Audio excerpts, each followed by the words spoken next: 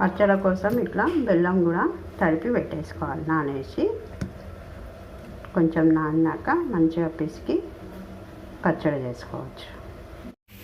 ఉగాది పచ్చడి కోసం ఇలా చింతపండు కూడా నానేసి పెట్టుకోవాలి. ఈ చింతపండు బెల్లము అన్నీ ఒకతాన మంచిగా జల్లించి పిసుక్కోవాలి. చూపిస్తాను.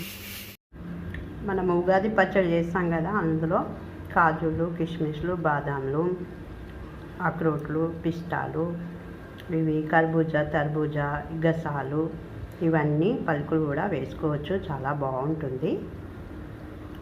ముక్కలు, కొబ్బరి తురుము, కొంచెం సోపు, వేపపూత కూడా వేపపూత కూడా వేయాలి. ఇది ఉగాది పచ్చడి కోసం.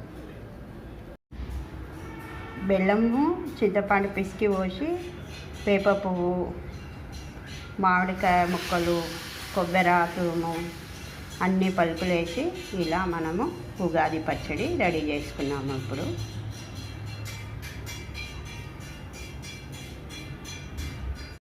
ఇది మన ఉగాది పచ్చడి కుండ. ఇట్లా కంకణం కట్టి పువ్వు కట్టి పైన ఇట్లా వేప పువ్వు, మామిడాకులు వేసి ఇట్లా బుట్లు పెట్టి తయారు చేసుకుంటాము. మనం తయారు చేసుకున్న పచ్చడి ఇందులో పోసుకొని పూజ చేసుకుంటాము. చూస్తున్నారు కదా మన ఉగాది పచ్చడి కుండ.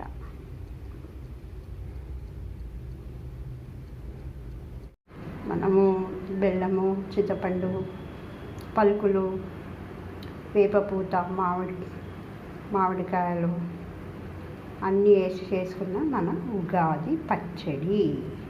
షడ్రుచుల సమ్మేళనం ఉగాది పచ్చడి. చూస్తున్నారు కదా ఎంత బాగుందో.